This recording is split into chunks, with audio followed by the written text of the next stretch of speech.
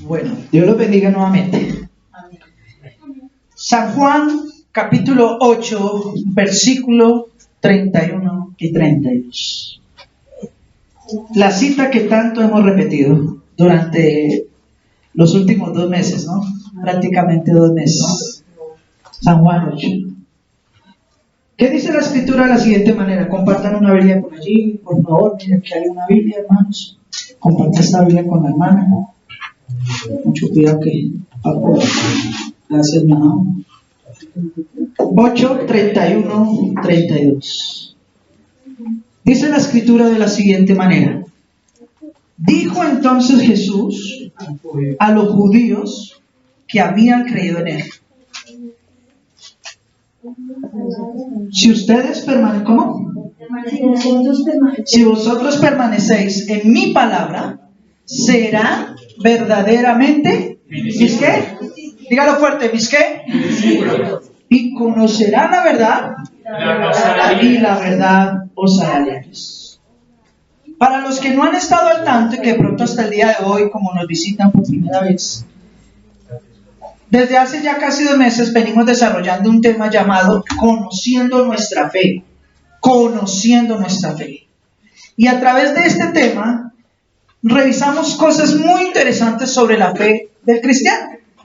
Porque la gran mayoría del cristiano, aunque busca a Dios, lo alaba, se congrega, hace muchas cosas por tratar de agradar al Señor, la realidad es que no conocen su fe, no conocen la Escritura. Muchos pelean por nombres de iglesia, por congregaciones, por el nombre o el reconocimiento de un pastor, y a veces pierden el tiempo en tantas discusiones vanas, sin conocer realmente los fundamentos que deben ser nuestra fe. Jesús le dijo a los judíos, en aquella época, hace 2000 años atrás, no a todos los judíos, sino a los que habían creído en él, a los que decían, Señor, yo reconozco que tú eres mi Señor y Salvador. Él le dijo a ellos, si ustedes permanecen en mi palabra, ¿en mi qué? Conocerán la verdad y la verdad los hará libres. Y aunque es un versículo muy repetido y muy conocido en el mundo cristiano, es uno de los menos estudiados y menos valorados en la iglesia cristiana. ¿Por qué? Porque muchos creen que son cristianos porque oran, porque ayunan, porque cantan, porque diezman, porque colaboren o contribuyen de alguna manera a la iglesia o a sus hermanos. Muchos creen que son buenos cristianos porque escuchan una emisora cristiana o porque se portan bien en sus vidas y no hacen nada malo según ellos.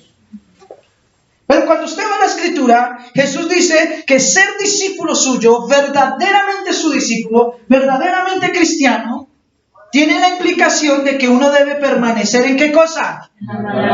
Dígalo fuerte, ¿en qué cosa? En la palabra. Y es ahí donde tenemos que preguntarle a los hermanos y a las hermanas, ¿usted es cristiano? Sí, claro.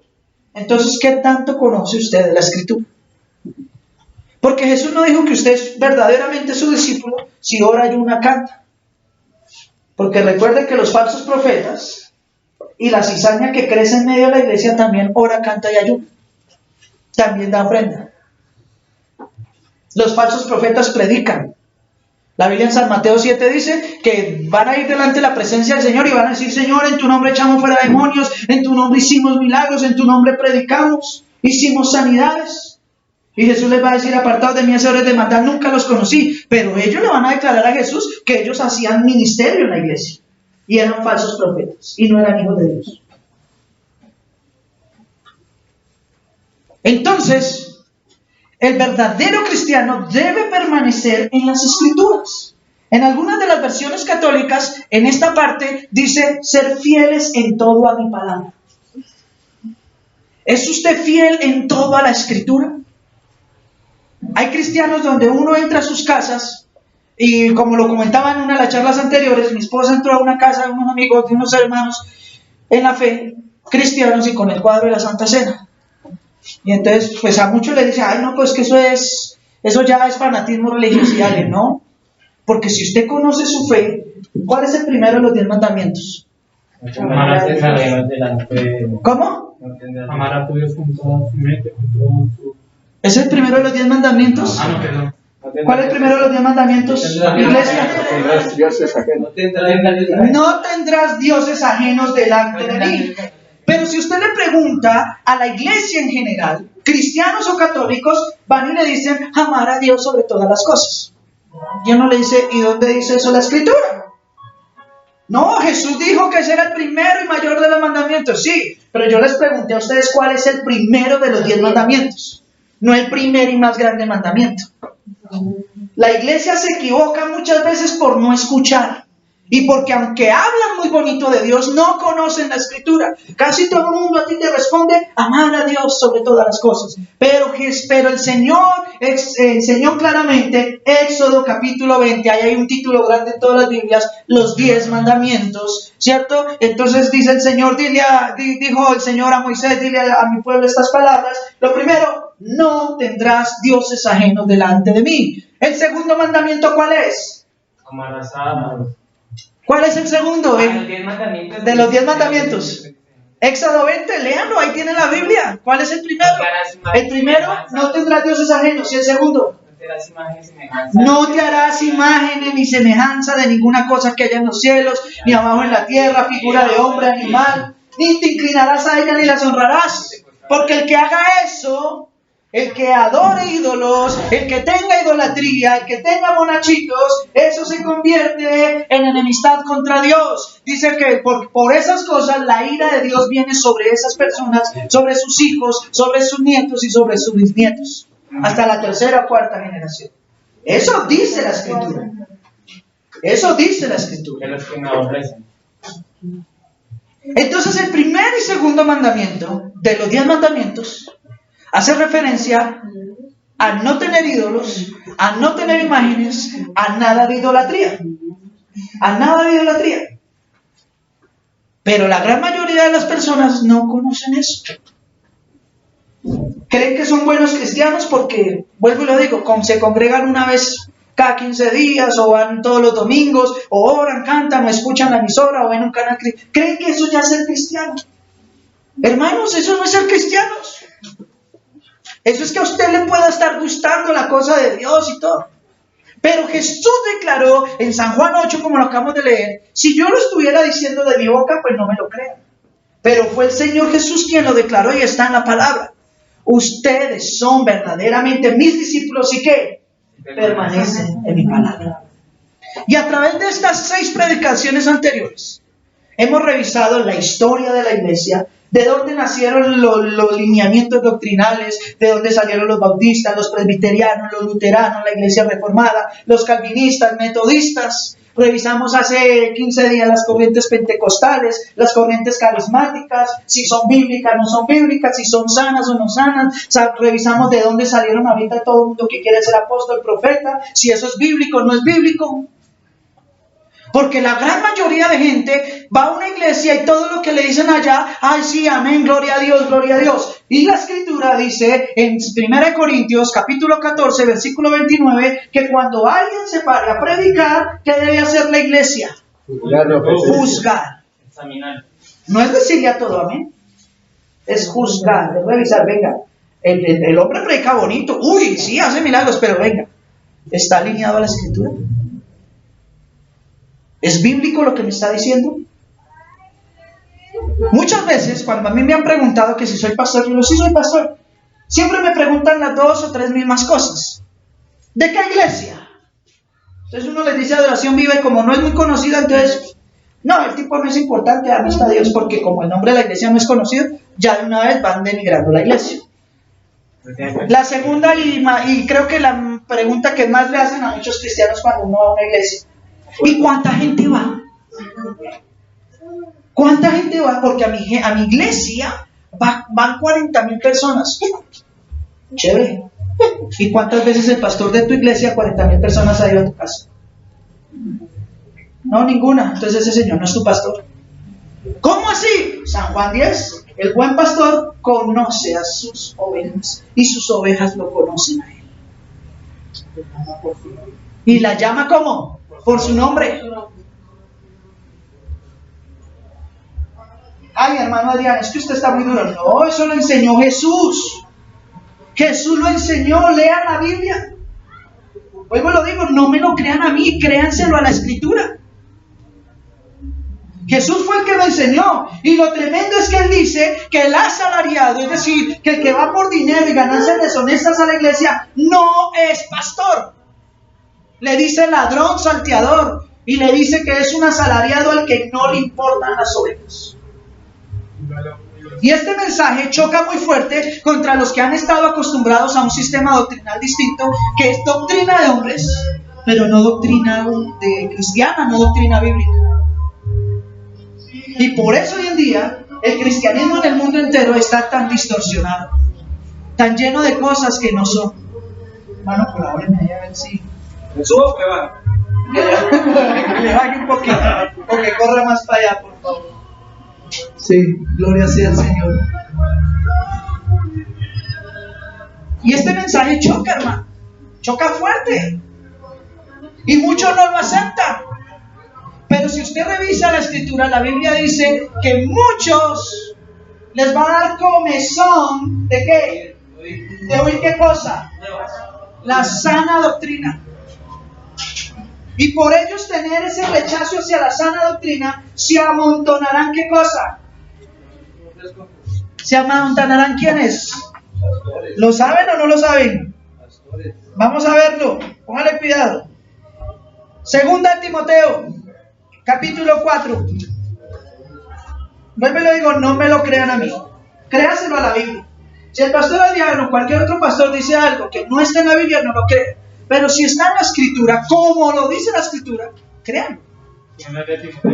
Segunda Timoteo capítulo 4 dice la escritura de la siguiente manera: te encarezco delante de Dios. Mire la recomendación que le hace el apóstol Pablo a Timoteo, a uno de sus líderes.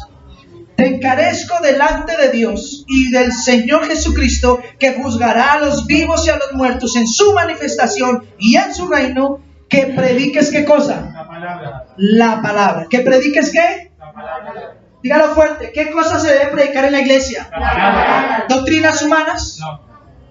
¿Experiencias? No. ¿Pensamientos de hombres? No. ¿Congresos motivacionales? La palabra. La palabra. Que prediques la palabra, que instes en ella a tiempo y fuera de tiempo. Redarguye, reprende, exhorta con toda paciencia y con toda ¿qué? Y doctrina. ¿Y con toda qué? Y doctrina. ¿Qué es doctrina? ¿Quién me puede decir qué es doctrina? La verdad revelada de parte de Dios. ¿La qué? La verdad de cualquier asunto revelado de parte de Dios. ¿Alguien más? ¿Qué es doctrina? Enseñanza. Dígalo fuerte, ¿cómo? Enseñanza. Enseñanza, mis amados hermanos.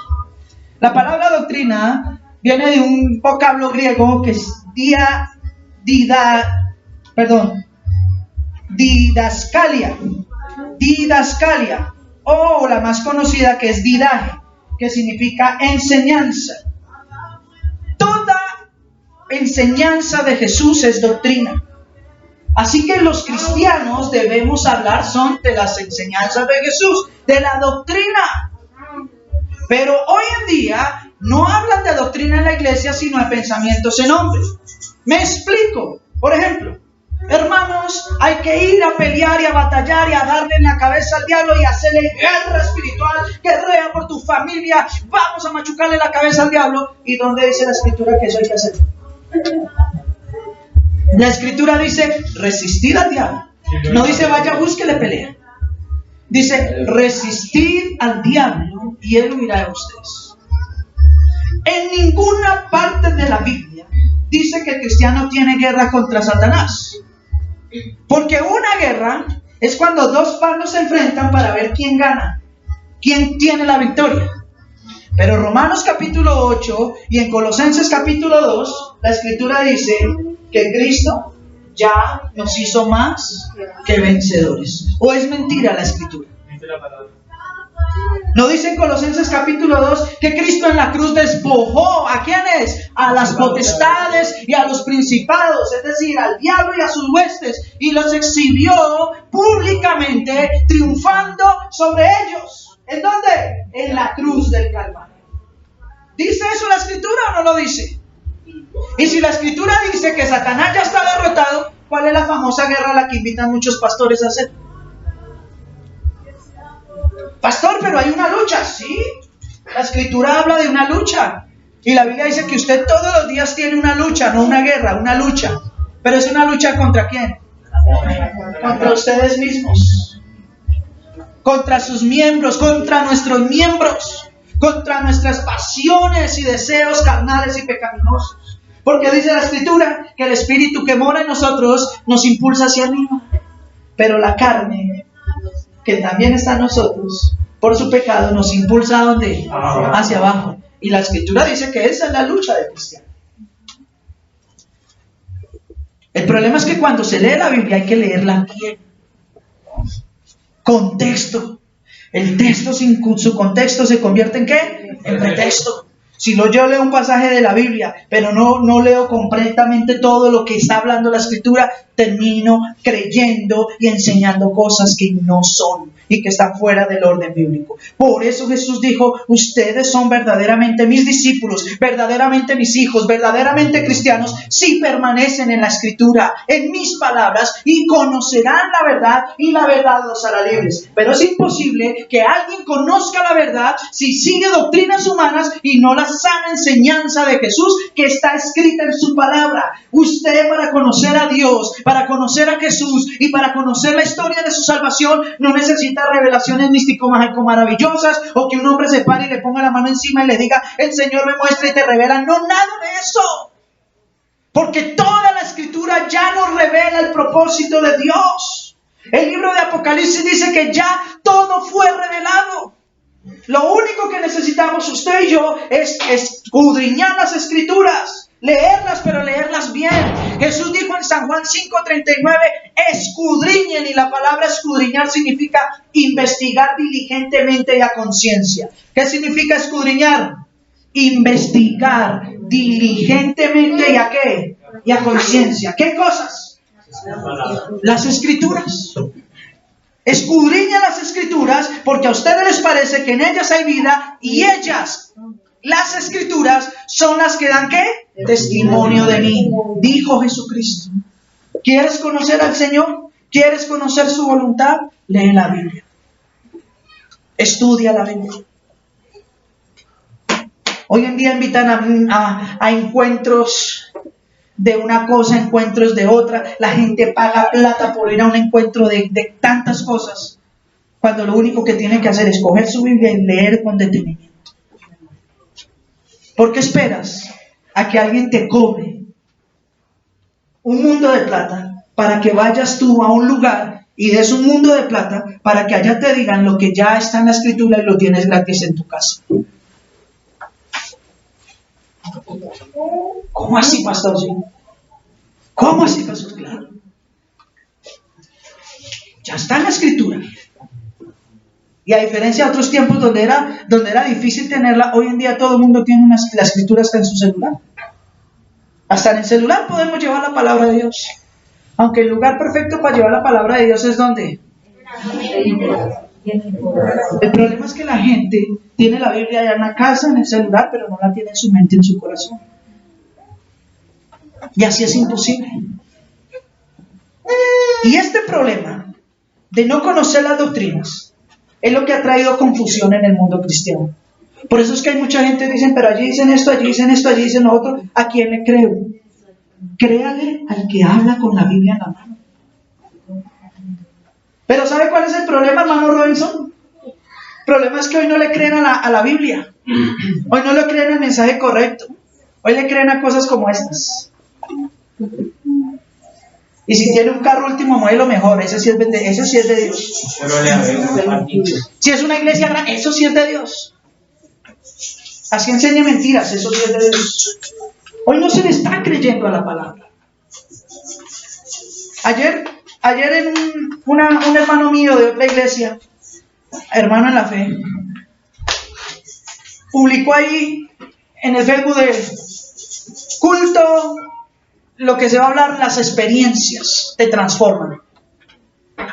Las experiencias te transforman. Y le di play.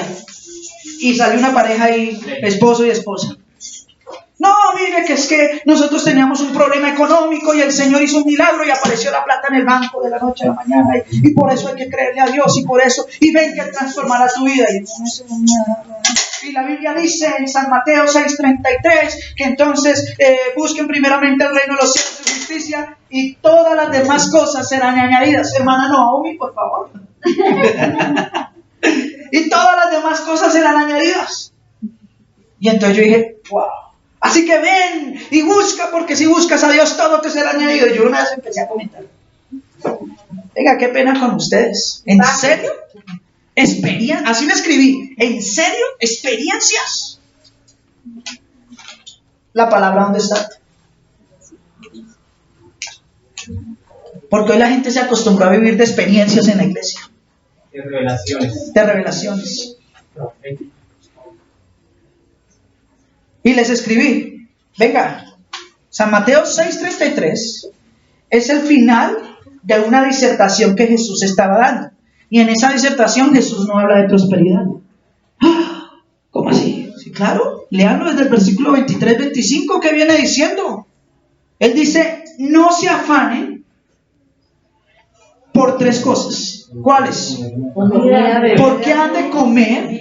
¿Qué han de beber? ¿Y qué han de vestir? Y hace la comparación de los pajaritos que vuelan y no trabajan ni nada. Dios los sostiene, no les falta su comida.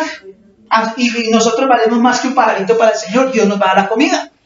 Miren las flores de los campos, los lirios, tan hermosos que son. Ellos no trabajan, no cosechan, y Dios los viste así. Ni aun Salomón, con toda la riqueza que tenía, pudo vestirse como uno de ellos. ¿No valen ustedes más que una flor que hoy es y mañana se seca? Así que no se preocupen porque han de vestir. Y sigue diciendo, no se preocupen, no se afanen por las cosas de la vida, porque han de comer, beber o vestir. Porque el Padre sabe que ustedes tienen necesidad y suplirá esas necesidades. Y ahí sí entra el versículo 33. Mas busquen primeramente, ¿a quién? A Dios. Y no dice todas las cosas. Y dice, y todas estas cosas. No dice, y todas las cosas. Dice, y todas estas cosas les serán añadidas. ¿Cuáles estas cosas? Comer, beber y vestir. Es lo único que Cristo nos promete. Pero a ti no te leen nada de eso. Y cuando leen el 33 lo leen mal. Porque dice, y todas las cosas serán añadidas. Y ahí dice, y todas las cosas. Y dice, y todas estas cosas. Refiriéndose a las únicas tres que Cristo nos prometió, que como hijos suyos no nos iban a faltar. Y les escribí. Y estaba ahí escribiendo y me dio y mandé el mensaje. Y dije, ay, se me olvidó, voy a mandar otro. Y me estaba mandando el otro y pum, me sacaron de la página, me bloquearon todo. De una vez.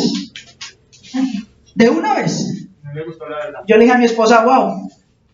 Estaba así cuando sonó algo así, pum, me sacaron de la página de todo. Busqué la página, no encuentro la página por ninguna. De mis amigos cristianos en la fe. Porque la verdad no le gusta a la gente. La gente se siente cómoda que les estén enseñando mentiras, que les estén explotando su bolsillo. Así es que se sienten cómodos. No hemos terminado con Timoteo. Versículo 3 de Timoteo, 2 Timoteo capítulo 4. Porque vendrá tiempo. Esto fue hace 2000 años. Y Pablo decía, ojo, porque va a venir un tiempo cuando no sufrirán, ¿qué cosa? Díganlo fuerte, iglesia. ¿La qué? La sana doctrina. O sea que la sana doctrina no es un invento de hombres, es un término que está en la Escritura y aparece muchas más veces. Vendrá tiempo cuando no sufrirán, es decir, no van a querer la sana palabra del Señor, sino que teniendo comezón de escucharla, porque no les cuadra el mensaje cristiano, porque están adaptados al mensaje del mundo, al mensaje mentiroso de hombres que usan la Biblia y la iglesia para estafar a millones.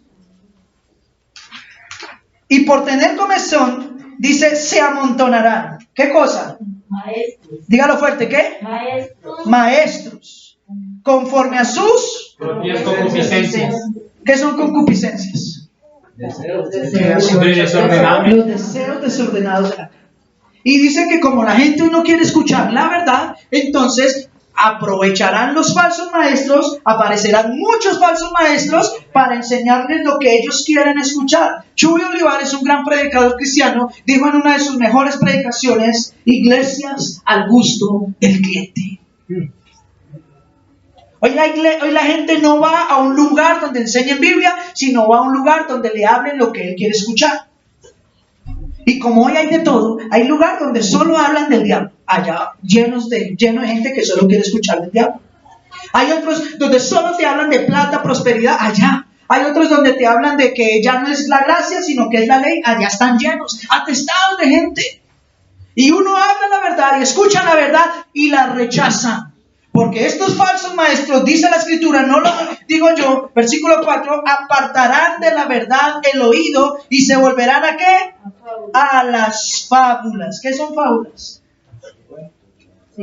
Cuentos ficticios. Mentiras, invenciones de hombres. Pero tú, hermano, esta palabra es para usted y para mí. Pero tú sé sobrio ¿en qué? En todo, soporta las aflicciones, asobra de evangelista y cumple tu ministerio. Primera Timoteo capítulo 1. Primera de Timoteo capítulo 1. Versículo 10. Para los fornicarios, para los sodomitas. Cuando habla de sodomitas, ¿sabe a quién se refiere? A todos los homosexuales o bueno, este mundo que no se cree en lo que son naturalmente sino otra cosa. Para los fornicarios, para los sodomitas, para los secuestradores, para los mentirosos y perjuriosos, para cuantos se opongan a la sana doctrina, según el glorioso evangelio de Dios bendito que a mí me ha sido encomendado. Pablo le estaba diciendo en 1 Timoteo a Timoteo el pago que iban a recibir todas aquellas personas que eran fornicarios, adúlteros, mentirosos, ladrones, y también incluye y a los que se oponen a la sana doctrina. Por eso es que mucha gente va a llegar al cielo, bueno, al cielo no, al juicio, y cuando vean que no son salvos van a, pero yo era cristiano. ¿Y qué les va a decir el Señor? Apartad de mí, hacedores de maldad. Yo le dije que siguiera el hombre o que permaneciera en mi palabra. En tu palabra, entonces ¿por qué siguió el hombre? Es así de simple, hermanos. La palabra de Dios. Y todas las enseñanzas que hemos venido dando nos han traído a este momento. Ya vimos de dónde salieron las corrientes doctrinales, revisamos las iglesias históricas, revisamos la historia de la iglesia, hemos revisado muchos datos del cristianismo que muchos hermanos hasta el día de hoy no conocían. Pero la palabra habla de la sana doctrina. La palabra dice que muchos no soportarán la sana doctrina. Y aquí lo estamos viendo. Tito capítulo 2, versículo 1. Tito 2, 1. Tito capítulo 2 versículo 1 dice: pero tú habla lo que está de acuerdo ¿a qué cosa? A la sana doctrina. Dígalo fuerte, ¿a qué? A la sana doctrina. Ahí está. ¿No le dice aquí? Léalo, hermano, fuerte en voz. Dice, tú pues, hijo mío, fortalécete en la gracia de Cristo Jesús. Fortalécete en la gracia de Cristo Jesús. ¿En dónde estás? En 2 Timoteo. No, es Tito capítulo 2, pa. Tito capítulo 2. Pero tú habla lo que está de acuerdo a la sana doctrina. ¿Qué debe hablar el cristiano? ¿Qué es lo que usted y yo como hijos de Dios debemos hablar? ¿Lo que a nosotros nos parece? No. ¿Lo que yo creo entender de la Biblia? ¿O lo que ya está escrito en la Escritura? Acuérdense que nosotros también en charlas anteriores revisamos ese pasaje de Hechos capítulo 2, versículo 42, donde dice que la iglesia, la primera iglesia que se fundó, perseveraba ¿en qué? En la doctrina, en la enseñanza de ¿quiénes? De los apóstoles. Y los apóstoles hablaban de las enseñanzas ¿de quién? De Jesús. Cada vez que Jesús dio un mensaje, un sermón, una declaración, esa es la sana doctrina. Todo lo que Jesús enseñó. Mucha gente quiere vivir todavía bajo los reglamentos y lineamientos de la ley antigua, bajo los 603 o 33 mandamientos de la ley mosaica del Antiguo Testamento, y diciendo ser cristiano, viven en ellos y ni siquiera conocen los 120 mandamientos que en el Nuevo Testamento Cristo dejó para nosotros los cristianos. ¿Cómo así, pastores? Acuérdense que en el Sermón del Monte Jesús le dijo a los judíos, le dicen, mire hermanos, la ley de Moisés dice tal cosa. Sí, eso dice la ley. Ahora yo les digo esto. La ley dice ojo por ojo, diente por diente. Es decir, si a ti te la hacen, ve y devuélvela. Por la ley está autorizado a hacerlo.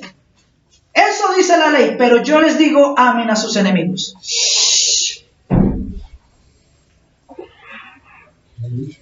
La ley dice que se puede dar carta de divorcio a la mujer por lo que quiera.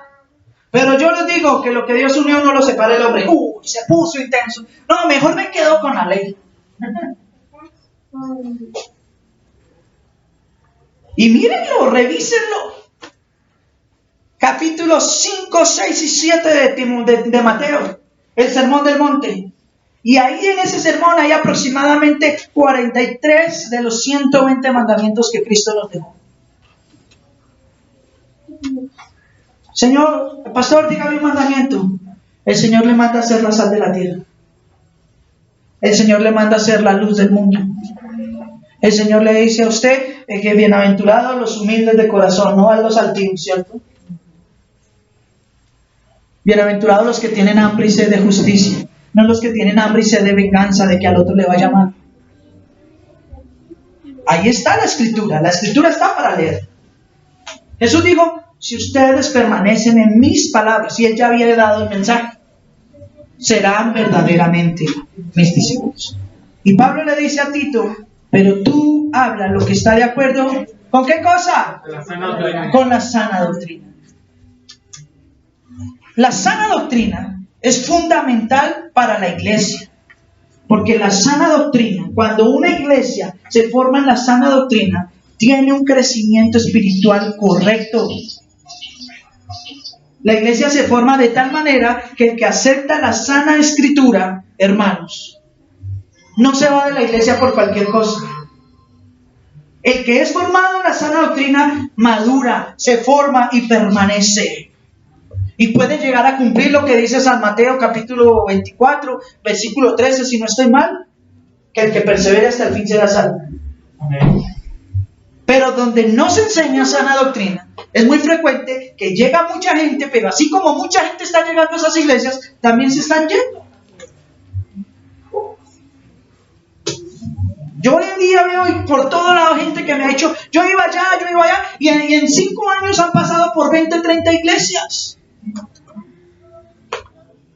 Porque aunque dicen que son iglesias buenas, no encuentran, no satisfacen a su alma. Pronto reciben milagros, Dios los usa, hacen cosas, pero sienten que algo les falta. Y es la palabra verdadera. Mientras que el que es formado en la sana doctrina permanece para siempre.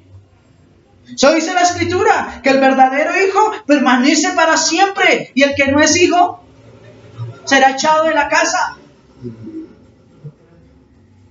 Entonces la sana doctrina es fundamental para el correcto crecimiento de la iglesia. Y como nosotros ya en las predicaciones anteriores vimos en qué creía cada quien, ahora nos corresponde a nosotros saber en qué creemos nosotros. ¿En qué debe creer una iglesia de sana doctrina?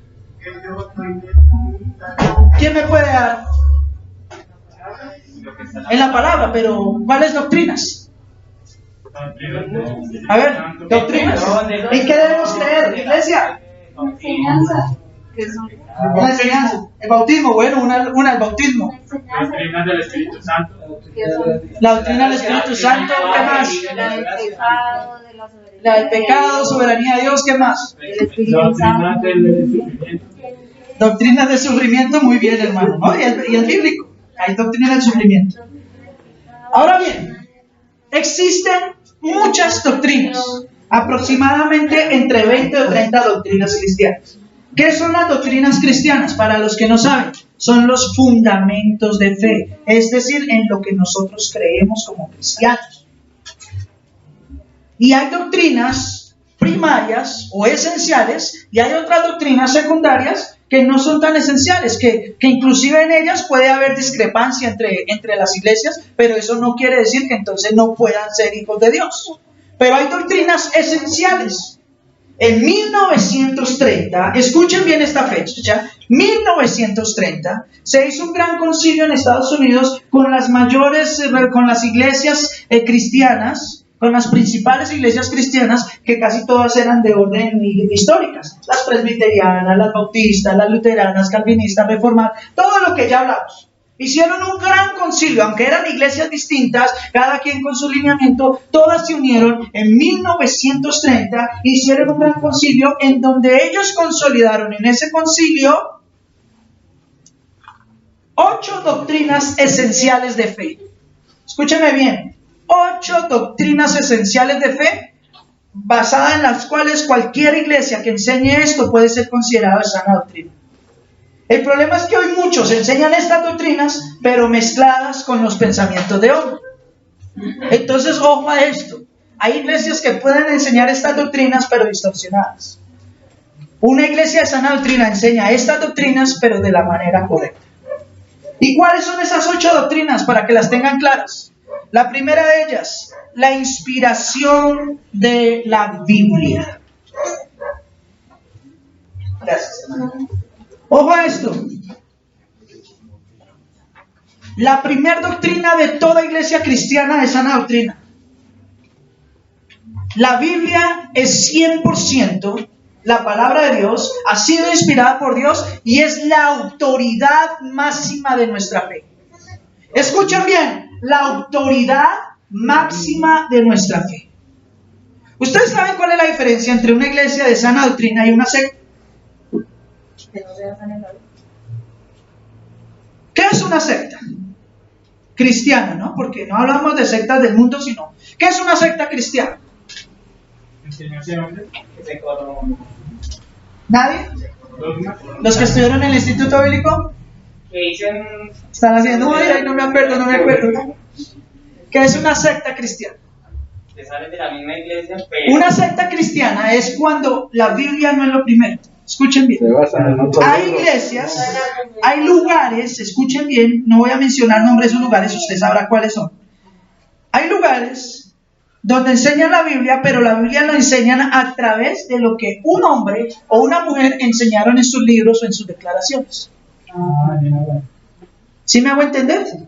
Entonces, un hombre se para y dice, escribió un poco el libro, no, es que las cosas con Dios deben de ser así. Entonces la gente trata de entender las escrituras a través de lo que escribieron esas personas y esos fundadores.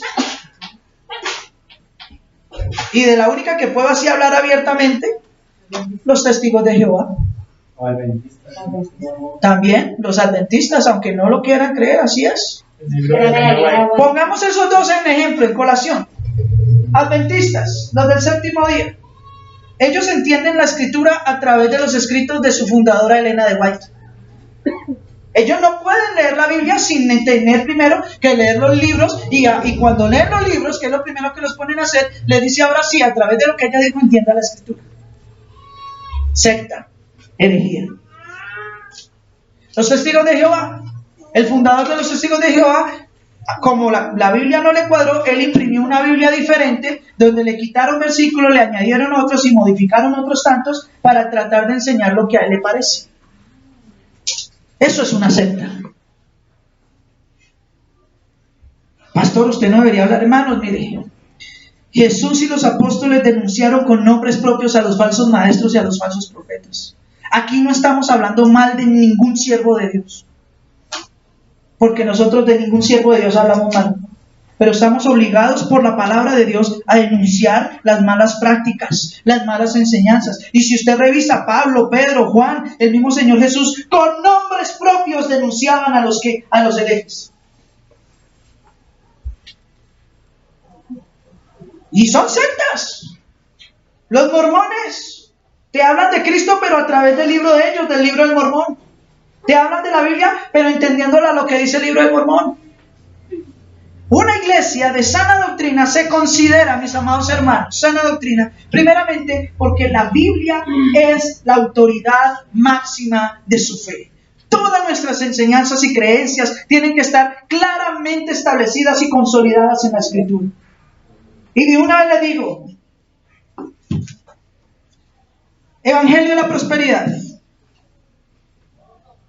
esta guerra espiritual,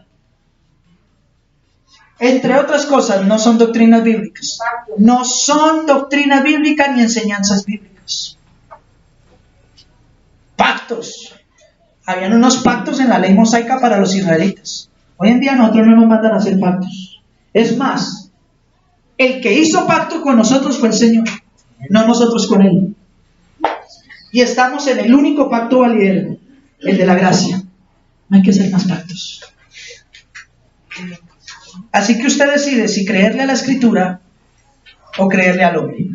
Pero después, cuando esté delante de la presencia de Dios, no se queje, no le salga con excusas. Segunda doctrina fundamental de toda iglesia cristiana: el nacimiento virginal de Cristo.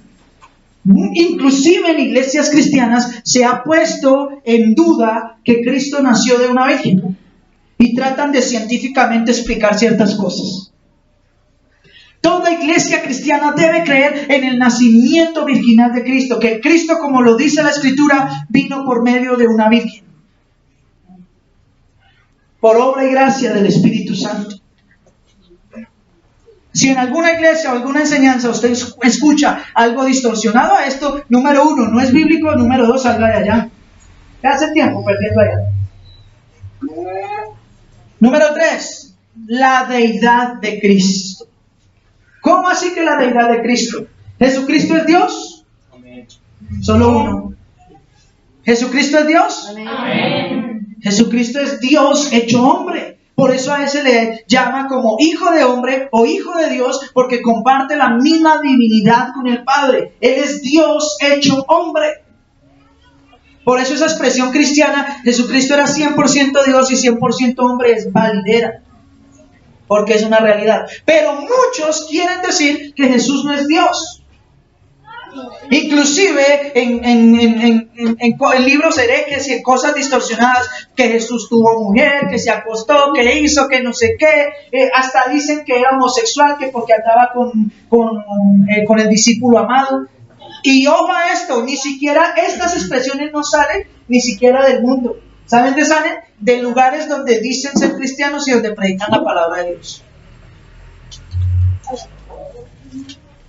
Está tan distorsionada la fe de Cristo que cantantes cristianos, no digamos nombres, declaran ahí públicamente, busquen la frase y verán, cantantes reconocidos: no, es que hablar de Dios en mis canciones me limita. Y un artista cristiano reconocido, que cristiano ya no es. Otra de las declaraciones que el hombre dijo: no, es que ya tenemos que cantar más música mundana. Así lo dijo. Y declaró que sus 3 últimos álbumes han sido introspectivos, es decir, que ya no es hacia Dios, sino hacia la conciencia, hacia todo. Búsquenlo, se sorprenderán. Tenemos que escuchar música, pero música bien, hermano, y por gente que cante para Dios, no que ahora cante solo para vender. La cuarta doctrina, la Trinidad. Quien no reconozca la doctrina de la Trinidad, no sé qué Biblia puede estar leyendo.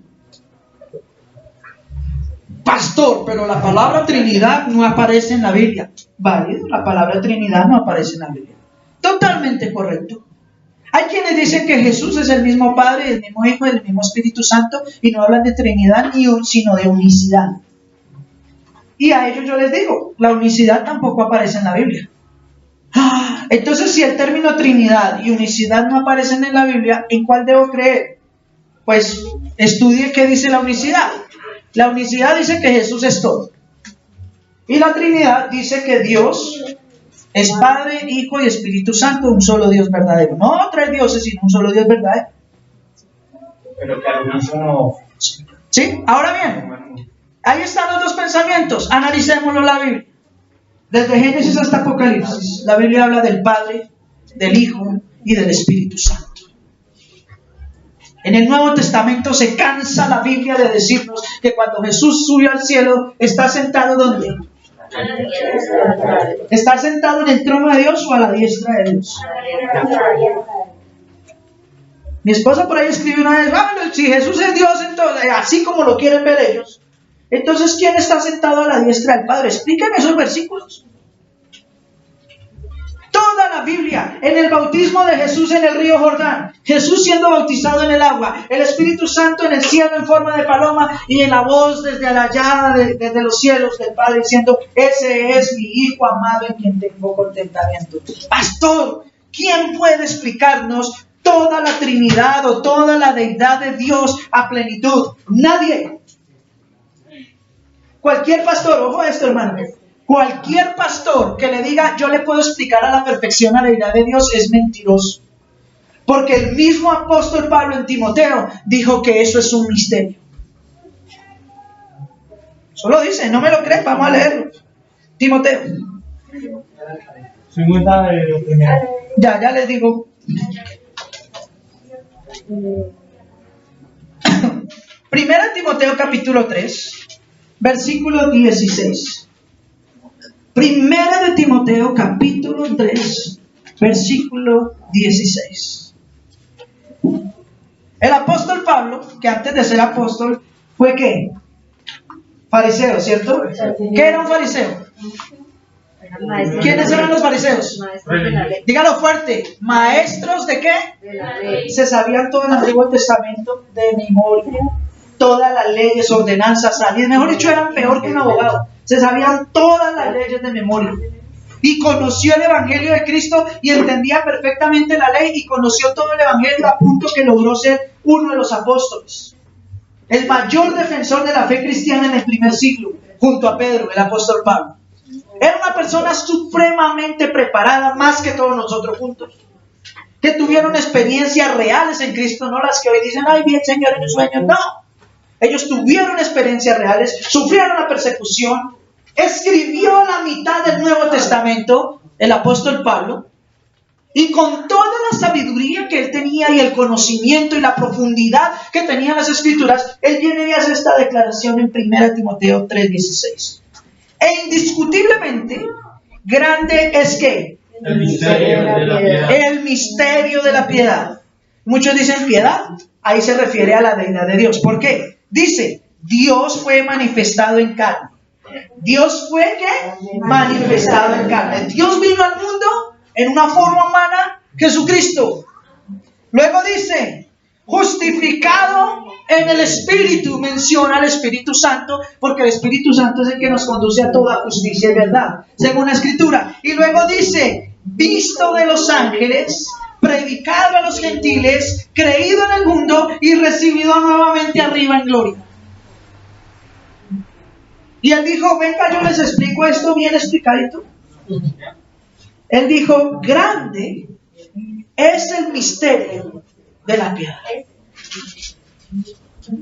Si para Pablo era un misterio entender la Trinidad, el cómo un ser tan tremendo puede presentarse como Padre, Hijo y Espíritu Santo, pues para nosotros va a ser más difícil. Pero hay una realidad. Él habla de Padre, Hijo y Espíritu Santo. Precisamente el día de ayer, una niña de 13 años con la que yo estaba hablando en mi casa, me dice lo siguiente. Venga, ¿cómo así que Dios Padre, Dios Hijo? Y yo no lo entiendo. Yo le dije, pues, es muy difícil explicarlo, pero vamos a tratar de explicarlo con un ejemplo gráfico. Con un ejemplo gráfico. A ver, un voluntario, hermana Paula, venga para acá. Venga para acá, por favor. Hágase aquí al ladito mío. ¿A cuántas Paulas ven ustedes acá? ¿A 2, 3, 4 o una sola? Una sola. No se vaya, Paula. Pero Paula está compuesta de 3 elementos fundamentales, al igual que usted y yo. Cabeza, tronco y extremidades. No, señor. Espíritu, cuerpo y alma. Tienes un cuerpo carnal, un espíritu que da la vida, que es la vida, dice el neuma, ¿cierto? El aliento de vida. Porque el alma podría tener sentimientos, podría tener voluntad, emociones, sentimientos, es un cuerpo, pero si no hay espíritu no se mueve. Y tiene un alma, que son sus emociones, que es lo que lo hace a ella única y diferente de otros. Por ejemplo, nuestra hermana Yaira, que hoy no vino, pero ella está embarazada y vienen 2 bebés en camino. Gracias, Paula, muy amable. Vienen 2 bebés al camino y probablemente salgan igualitos, ¿cierto? Físicamente pueden ser igualitos, pero en su esencia, en el alma, son diferentes. Y si nosotros como seres humanos, según la teología, somos seres tripartitos, es decir, somos un único ser compuesto de 3 partes elementales, espíritu, cuerpo y alma, y esto sucede en un ambiente terrenal, ahora en el espiritual, donde nada es imposible para Dios. Él no puede presentarse en espíritu, alma y cuerpo como una deidad, como una trinidad. Dios el Padre, el alma. Dios el Hijo, el cuerpo carnal que murió por nosotros.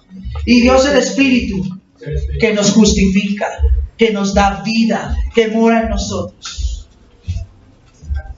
Aunque no la podamos entender completamente, este solo ejemplo nos pone de antemano que si nosotros, siendo seres terrenales, podemos cumplir con esas especificaciones, ¿cuánto más Dios? ¿Cuánto más Dios? Que es un ser sobrenatural, que habita en la eternidad y para quien no hay nada imposible. Amén. Amén. Esta doctrina, la Trinidad, fundamental. Si no te hablan de Trinidad, sal corriendo de allí.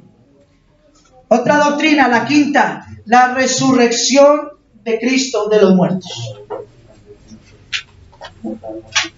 ¿Alguna vez lo dije? Según los teólogos, gente que ha estudiado con mayor profundidad que nosotros, a través de toda la Escritura, el evento que marcó el inicio del cristianismo y sin el cual no hubiera habido cristianismo, no fue la muerte de Cristo en la cruz. En la cruz Cristo pagó.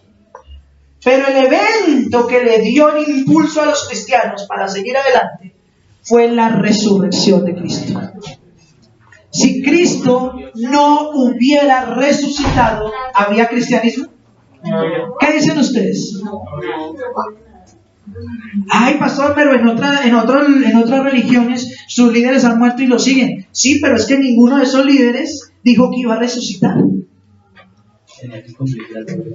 Ellos dijeron que iban a morir y unos dijeron que trascenderían, otros dijeron que se volverían vacas y no sé, bueno, según sus creencias.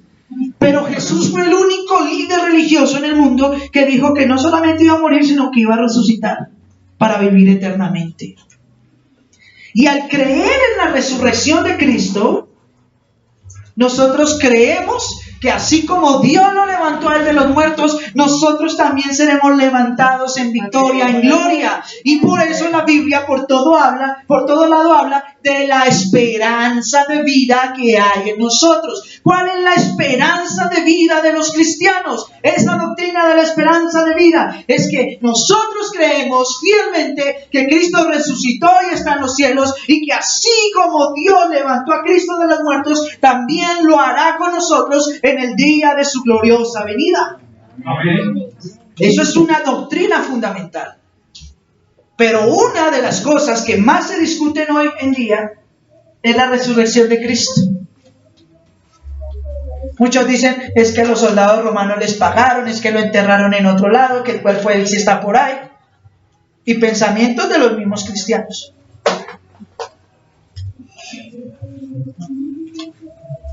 Sexta doctrina: la salvación por gracia. ¿La qué?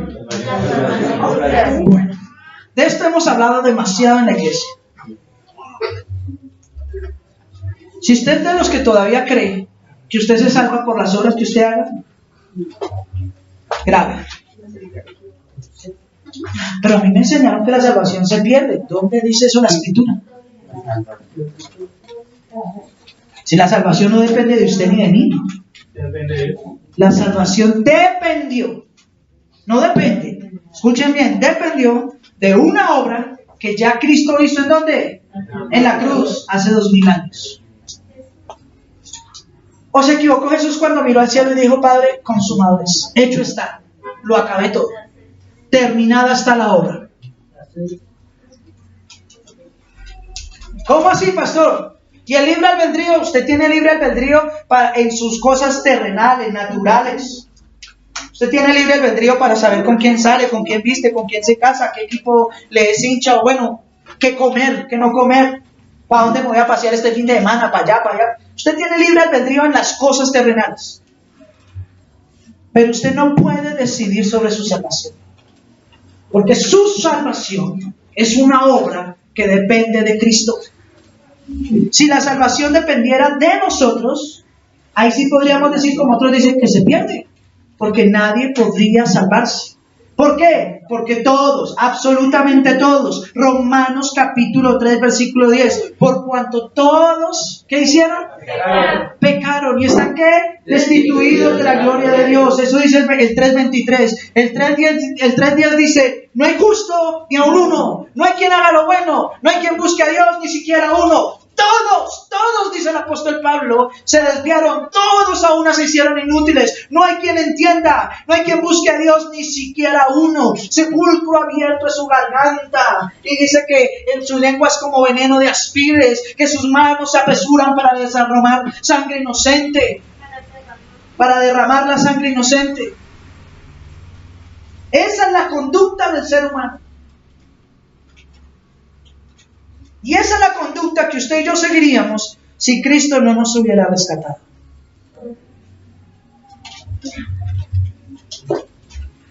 Gente que en las iglesias se creen súper santos, se creen, mejor dicho, que levitan. Yo he dicho varias veces, le falta la salita nomás. En lugares donde el pastor dice, a mi casa no vaya nadie porque mi casa es un lugar santo y ya no puede entrar lo pecaminoso. Y entonces, ¿qué hace viviendo allá?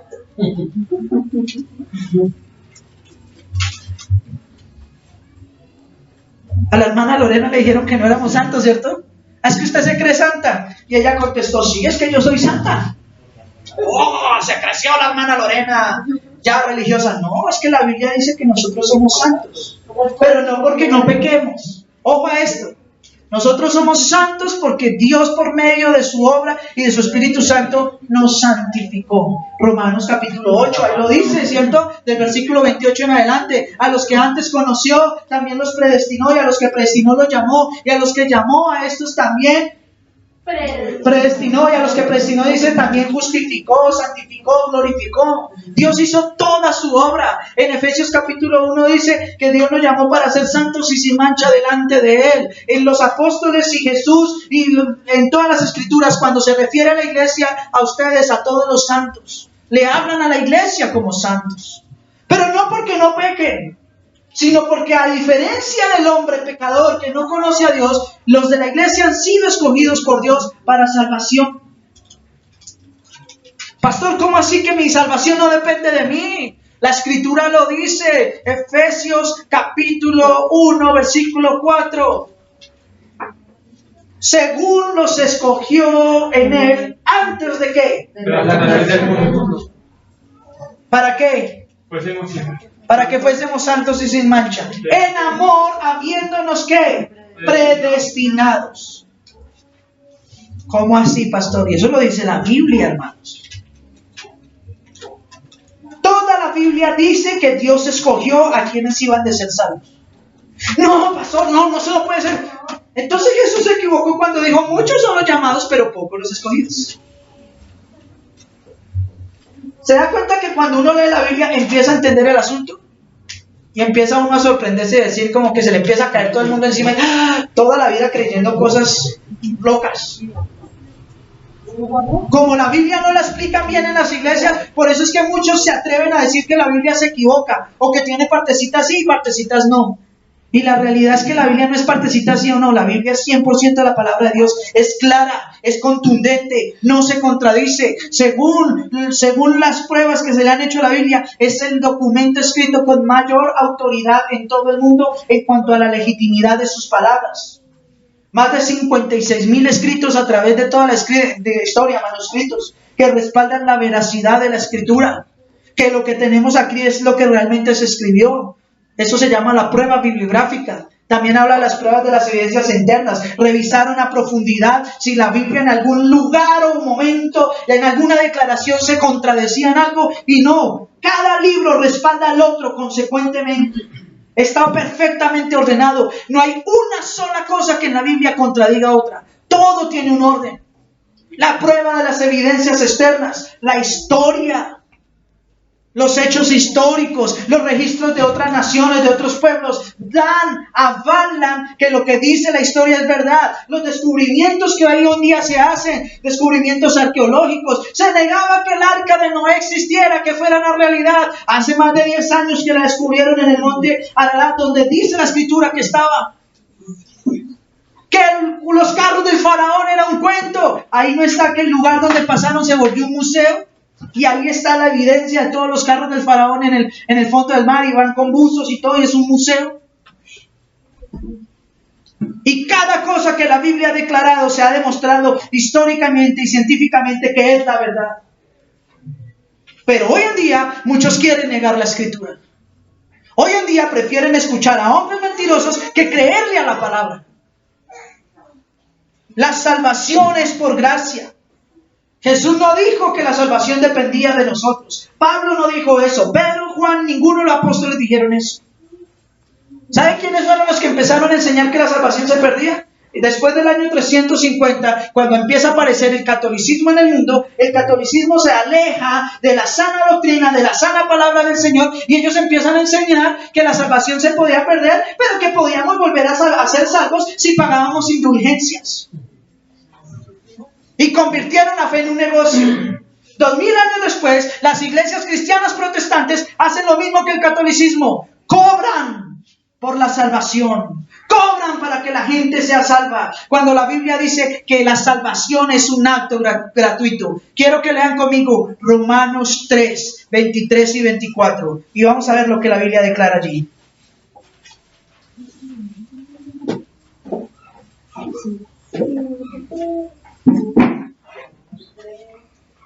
Amén. Vamos a ver si es pagando, si hay que hacer algo, ¿cómo es?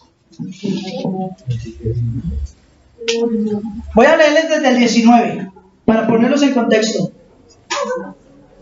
Pero sabemos que todo lo que dice la ley lo dice a los que están bajo la ley, para que toda boca se cierre y todo el mundo quede bajo el justo juicio de Dios. Ya que por las obras, ¿por qué? Por las obras de la ley, ninguno. ¿Dice que alguno? ¿Dice que los cristianos? Dice, ningún ser humano será justificado delante de él, porque por medio de la ley es el conocimiento del pecado. Pero ahora, aparte de la ley, se ha manifestado la justicia de Dios, testificada por la ley y por los profetas. La justicia de Dios por medio de la fe en Jesucristo para todos los que creen en Él, porque no hay diferencia. No hay diferencia. Porque todos, por cuanto todos, absolutamente todos, han pecado y siguen pecando, están destituidos de la gloria de Dios. Versículo 24, subráyelo, grábeselo. Mas siendo justificados como, dígalo fuerte, como gratuitamente por su gracia, mediante la redención que es en Cristo Jesús, a quien Dios puso como propiciación por medio de la fe en su sangre, para manifestarnos a nosotros su justicia. Y mire esto espectacular: a causa de haber pasado por alto en su paciencia nuestros pecados antiguos, con el objetivo de manifestarnos en este tiempo su justicia, a fin de que Él sea el justo y el que justifica al que es de la fe de Jesús. ¿Cuánto le dan la gloria al Señor por ese pasaje? Eso dice la Biblia. La salvación es gratuita. es por gracia, no por obras. Efesios 2:9, todo el mundo lo repita, pero no le ponen cuidado. No por obras, para que nadie se gloríe. El 8 dice, porque por gracia sois salvos. Y no depende de ustedes, pues es un don de Dios. ¿Cómo es la salvación? Gratuita. ¡Ay, pastor! Pero los predicadores usan 1 Corintios para hablarnos que el obrero es digno de su salario. Y sí es digno de su salario. Pero a usted le leen hasta cierta parte, no le terminan de leer el texto. 1 Corintios 9.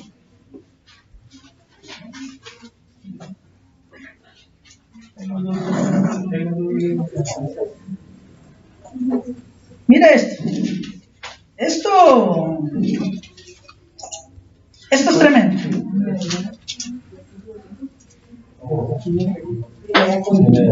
A ti te leen los primeros versículos. Te leen, por ejemplo, te leen el 11. Hermanos, mire lo que dice Pablo. Si nosotros sembramos entre ustedes lo espiritual, es gran cosa. 1 Corintios 9, y estoy leyendo el 11 en adelante. Este es el mensaje que le dicen a ustedes.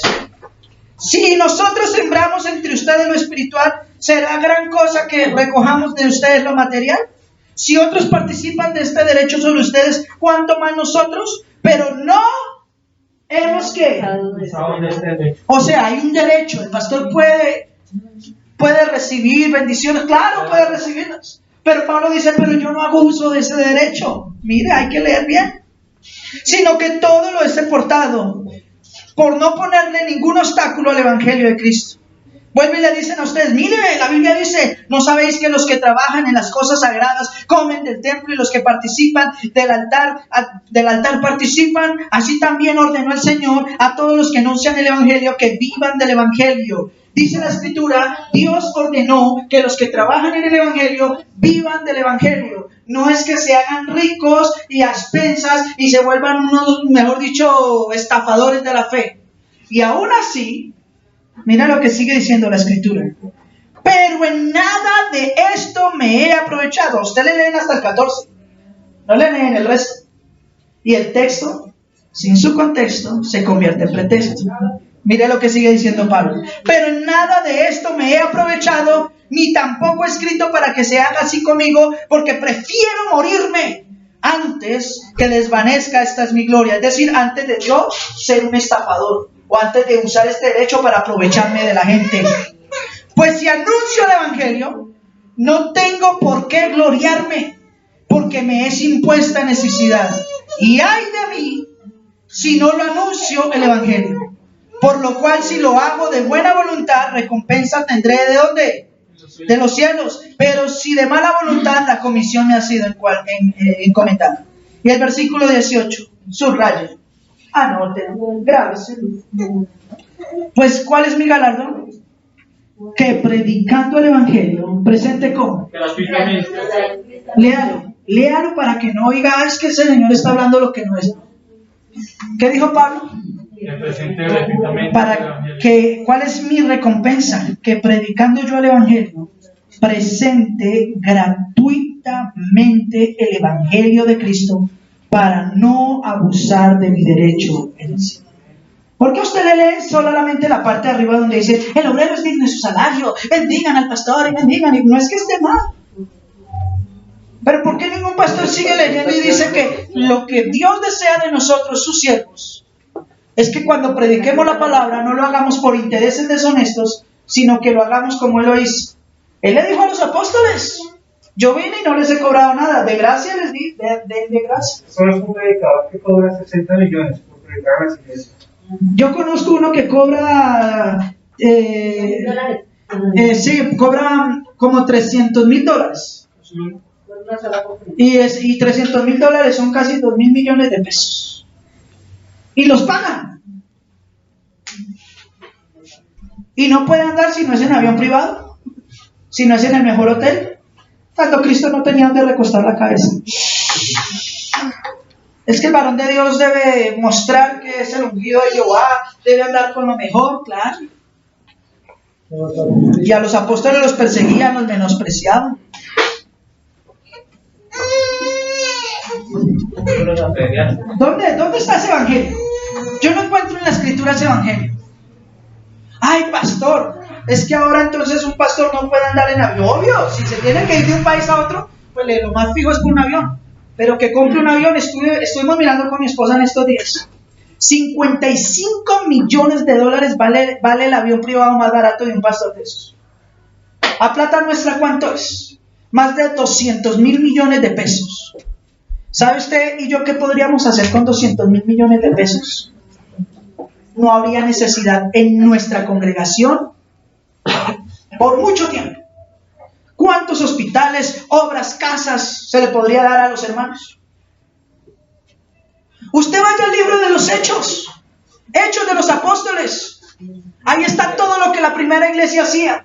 Y dice que la gente sí llevaba ofrenda, llevaba bendición, llevaba dinero, llevaba alimento. Y sí, la escritura dice que lo ponían a los pies de los apóstoles. Pero en ningún lado dice la escritura que los apóstoles se guardaban todo para ellos.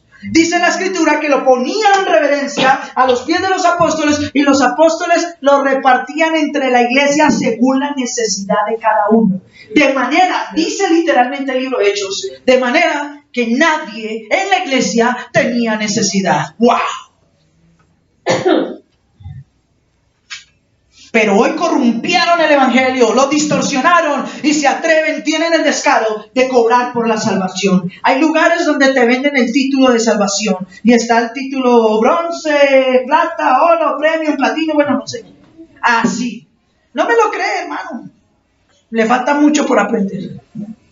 Pero esos lugares están así, llenos, porque tienen comezón de oír la sana doctrina. Una vez me dijo, o varias veces me han preguntado, pastor, ¿y qué pasa con la gente que está en esos lugares? Y pues si sigue ya se pierde. Sencillo. ¿Pero por qué? Porque la escritura dice que ellos no es que sean inocentes. Ellos están allá porque eso es lo que quieren escuchar. Y que Él no dará por inocente al culpable. Y que Él no dará por inocente al culpable. La salvación es por gracia, no por obras, sin ayudas. Ayer lo vimos, una disque pastora puso en un tablero, vea, usted en el colegio sobre una nota de 100, para usted pasar la materia necesita sacar 60 puntos. Y de ahí para arriba, pues ya lo mejor, ¿cierto? Y entonces se atrevió a decir a esta señora que Cristo en la cruz ya había pagado el 60% de nuestra salvación. El 40% es por obras. Y el 40% es por obras. Que para los premios y el escalafón, el nivel que vamos a tener en la iglesia y en Dios. Y la gente, amén, mentirosos. Cristo pagó completamente. Cristo pagó. Y pagó por los pecados pasados, antiguos, presentes y futuros. Amén, gloria a Dios. Su obra ya está hecha. Cuando en la cruz Él dijo, consumado es, ya no hay más. Y Cristo pagó en la cruz no por todos, sino por los que el Padre le dio. Por sus escogidos. Así que si usted está en la iglesia y está en el camino del Señor y está escuchando la sana doctrina, dele la gloria al Señor y dígale, Señor, te agradezco porque cada día me doy cuenta que tú me has escogido para salvación, que no depende de mí, sino de lo que tú hiciste en la cruz, y por eso te pido que me ayudes a cada día a ser mejor, más santo y perfecto para tu gloria. Amén. Gloria a Dios.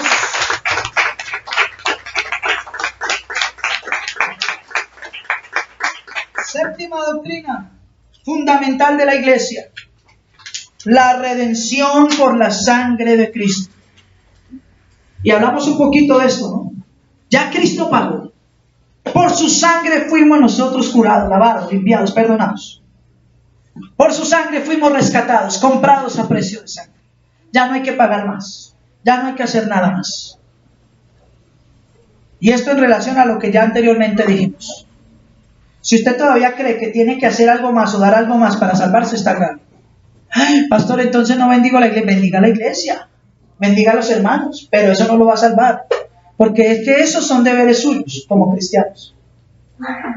Aquí lo hemos hablado. Nosotros dimos una enseñanza, fueron 7 enseñanzas también, de la disciplina eclesiástica, ¿cierto? 7 enseñanzas. Y en todas esas 7 enseñanzas miramos a la luz de la Escritura todas las responsabilidades y deberes que tienen los cristianos. No para salvarse, sino las que tienen por ser cristianos.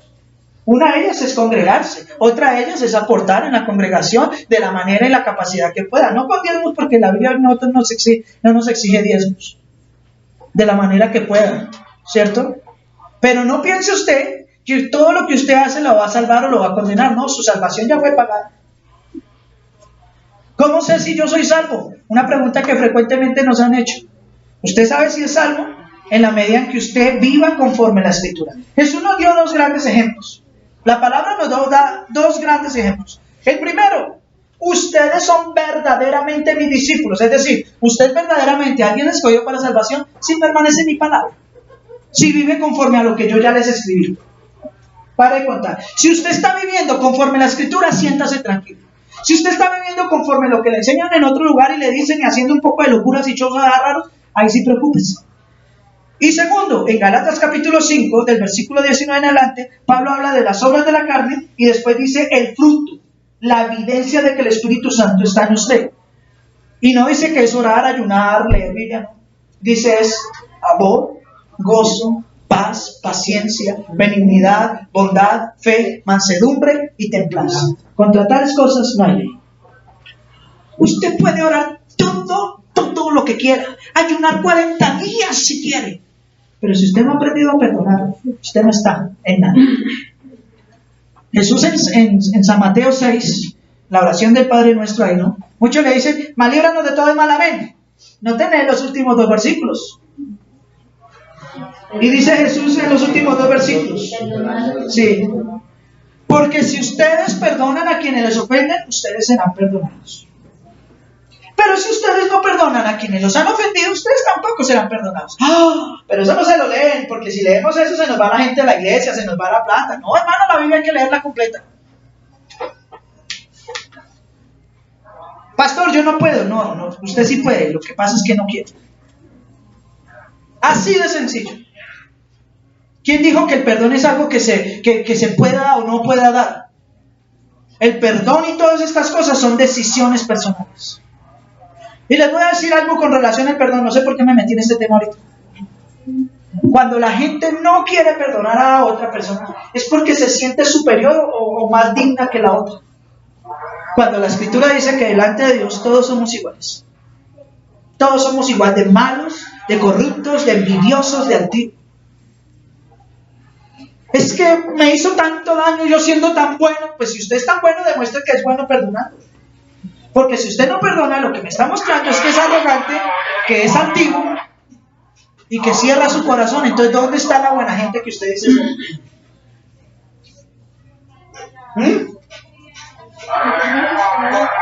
Amor, gozo, paz, paciencia. ¿Es usted paciente?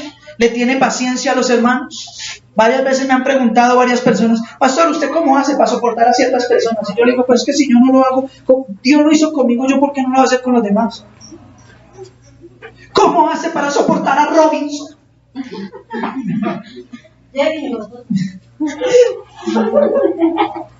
Y yo les digo a las personas que me preguntan esto, digo, mire, piensen por un momento lo siguiente. Y lo uso a usted como ejemplo porque sé que usted no sabe. Si Cristo en la cruz dio su vida por Robinson, ¿quién soy yo para denigrarlo? ¿Quién soy yo para denigrar a aquel por el cual Dios dio su vida en la cruz? Si Dios lo ama, ¿por qué yo no? Si Dios lo perdonó, ¿por qué yo no?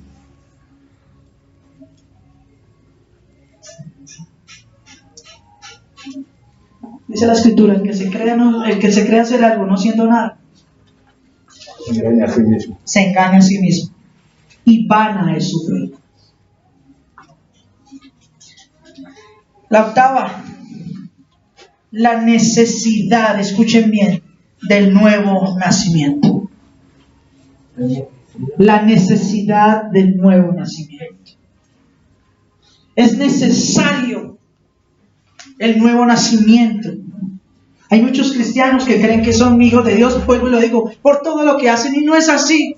El nuevo nacimiento se evidencia en lo que acabamos de decir, permanecer en la palabra y vivir conforme al Espíritu. ¿Cuál es la evidencia de que yo soy hijo de Dios? Que haya gozo, amor, paz, paciencia, bondad, benignidad, fe, mansedumbre, templanza en mi vida. Contra tales cosas no hay ley. Dice ahí Gálatas, si vivimos en el Espíritu, es decir, si digo que soy cristiano, andemos por el Espíritu. Vivamos verdaderamente como cristianos.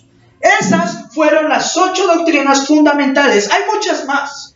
Los bautismos, el bautismo en agua es una doctrina. Existen muchas otras doctrinas. La soberanía de Dios. Pero esas 8 doctrinas son fundamentales o esenciales que una iglesia de sana doctrina predique. Si estas no se predican en una iglesia de la manera en que la Biblia lo dice, apague y vámonos. Pero más allá de las doctrinas cristianas, que son esenciales en nuestra fe como iglesia, hay algo que se llama el amor de Dios, que sobrepasa todo entendimiento. Un amor sin el cual no somos nada. Primera de Corintios 13 dice que usted podrá tener mucho conocimiento, sabiduría, entender todos los misterios del universo, poder tener una fe que sea capaz de entregar su cuerpo para que lo quemen o lo maten por causa de Cristo. Usted podrá tener tanta devoción por Dios que venderá sus propiedades para darle comer a los pobres. Usted podrá hablar en todas las lenguas angélicas humanas que quiera, pero dice en la Escritura que si no hay amor, de nada le sirve, nada es.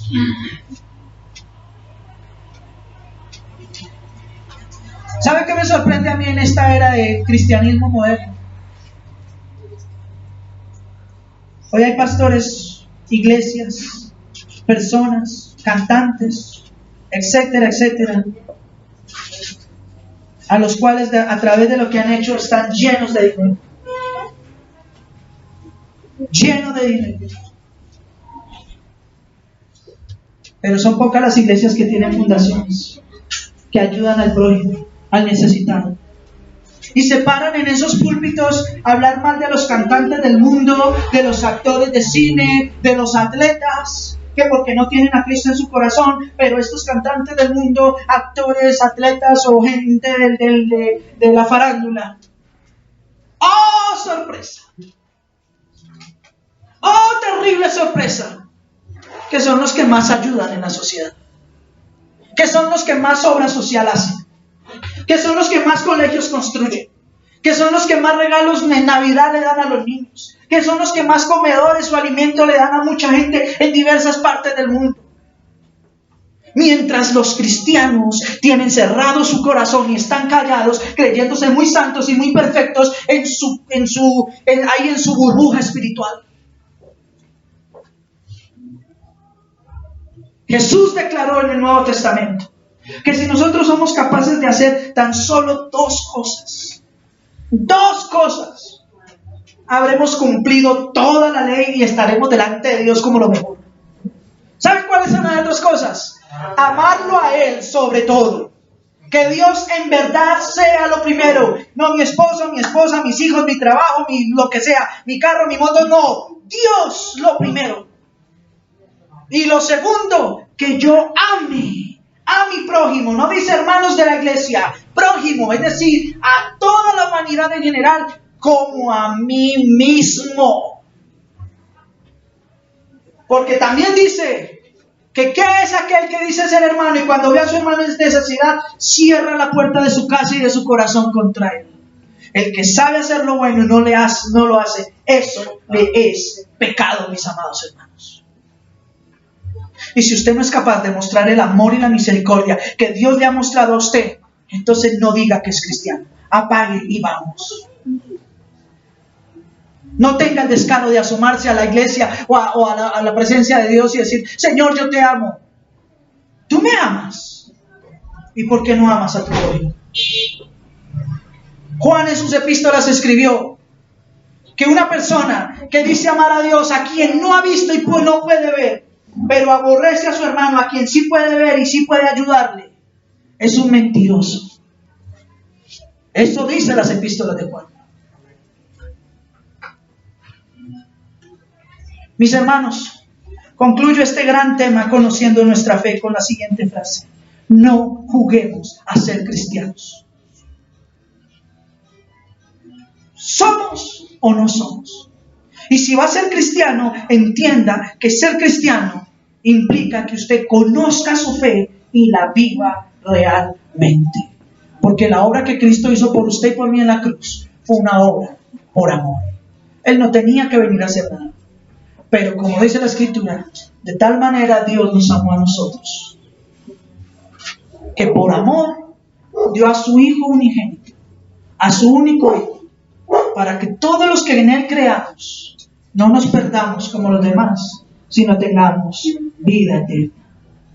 Más allá de las doctrinas bíblicas, que son importantísimas y son el consolidado de nuestra fe, hermanos, aprendamos a vivir por un amor genuino, como cristianos, como iglesia y con los demás que tanto necesitan. Ayuda al que pueda, haz el bien a todos, sin importar nada, de la manera ame, perdone, restaure, glorifique. Mira, hermano, usted no sabe, con una simple obra, con un simple apoyo que usted le brinde a alguien, eso significa mucho. Y yo se lo puedo decir en la vida que tengo, en las oportunidades. Yo no tengo riquezas, usted lo sabe, pero en lo poco que tengo he tratado de ayudar. Y eso ha hecho que yo pueda entender el amor y la misericordia de Dios. Y lo único que les pido es que ustedes sean iguales. Si ustedes dicen que son de esta congregación Adoración Viva, su reto es que amen de verdad, que den un amor sin fingimiento y que prediquen a Cristo sin intereses, que seamos verdaderos hijos de Dios, porque a su nombre es la gloria y la honra por siempre y para siempre. Amén. Denle la gloria al Señor.